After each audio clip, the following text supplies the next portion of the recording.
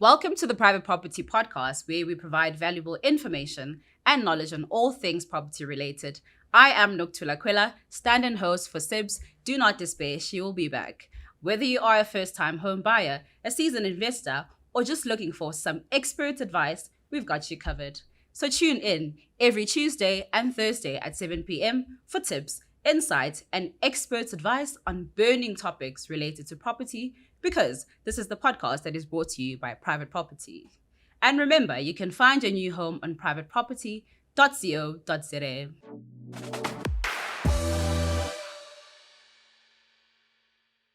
On tonight's episode, we will be exploring some of the ways you can beat load shedding. Our resident property guru, Anna Trujic Constanti from Harcourts, has recently posted a useful video on TikTok, and today she joins us in studio to tell us a bit more about it. But before we dive into this conversation, remember to comment with us below and share your thoughts about today's show. You can join the conversation by using the hashtag #FindYourNewHome on privateproperty.co.za and the Private Property Podcast on all social media platforms. We'll be keeping an eye out for your post, and who knows, we may even feature you on some of your comments on the show.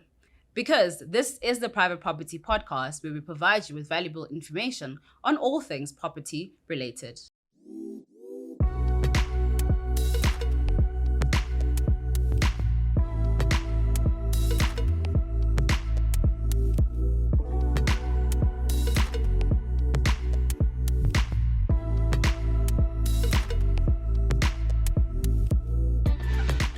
Welcome back to the show, Anna. It's been a minute. How have you been? What have you been up to? And how are you coping with the disastrous load shedding? Stage 6 to be specific.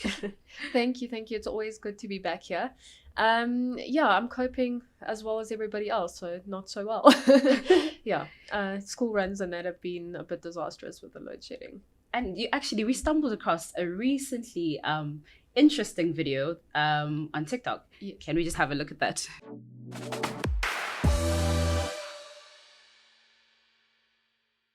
Absa has a whole section on their website dedicated to beating load shedding. So tonight, let's have a look.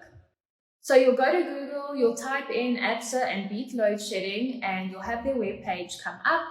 And on there, you'll see there's many different options suited for everybody. So run through it and see what best fits you.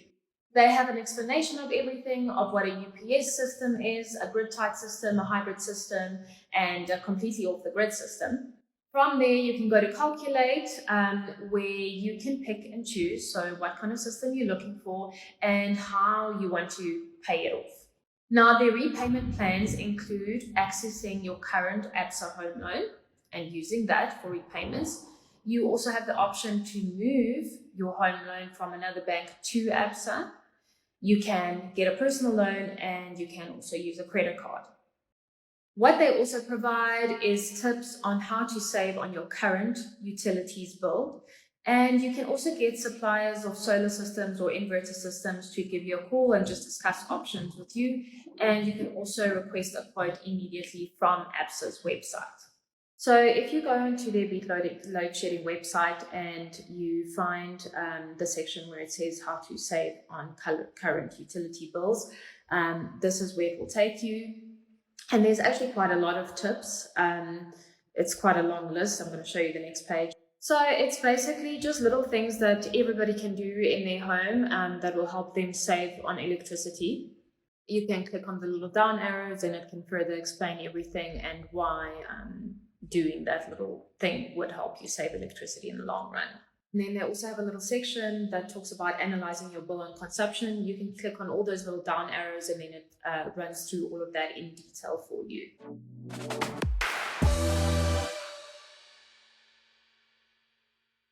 That was a really insightful video. Can you please tell us a bit more about the Absa load shedding calculator? What is that? Yeah, sure. So Absa has a page dedicated on how to save on your electricity bill, and then they've got some load shedding options that can be specific to each individual depending on what they need. So you would go on there and choose between a battery backup or a grid-tied system or a hybrid system, and then they request a quote on your behalf, and you can sort of take it from there, and they've got some finance options available for that as well.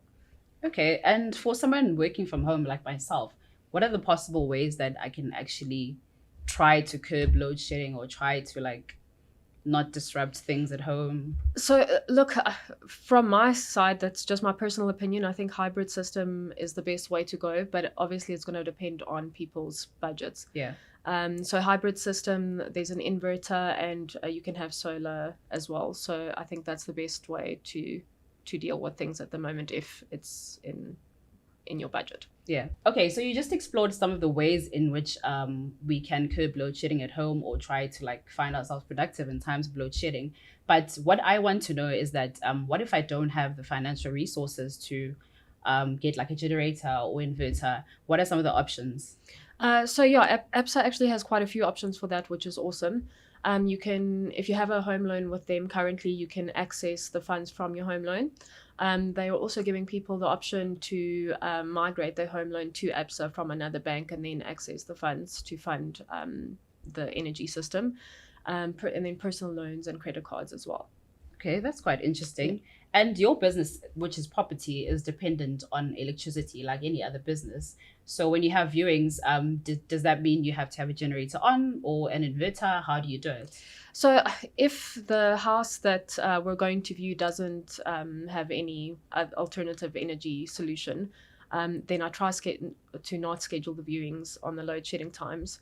Unless it's in the middle of the day, then it's okay. But a lot of viewings happen after hours because people want to come after work. Okay. So to view a property completely in the dark is a little bit pointless. Yeah. So yeah, then we do generally reschedule.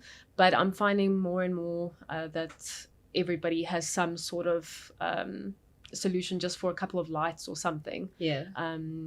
Yeah, more and more of my clients have some sort of a backup system. So in that case, then we carry on. It just affects traffic times. Obviously, it takes everybody longer to arrive. It does. Yeah. So Anna, what are some of the ways that we can actually try save our electricity bill from being exorbitant?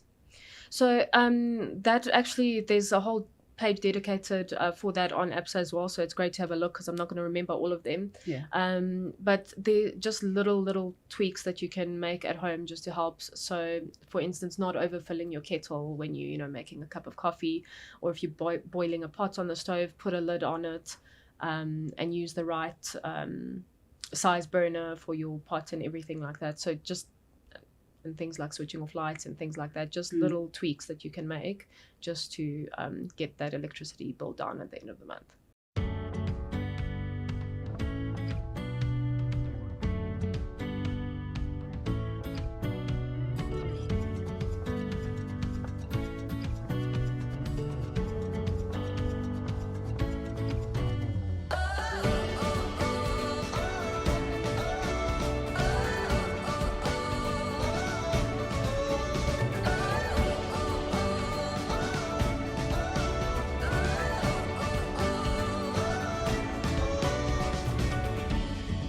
And do you have like a bit of information on like the UPS? So what is the difference? There's an inverter, there's a generator, and then there's a UPS. So in terms of affordability, which one is like, because let's say someone from the middle class is looking at options.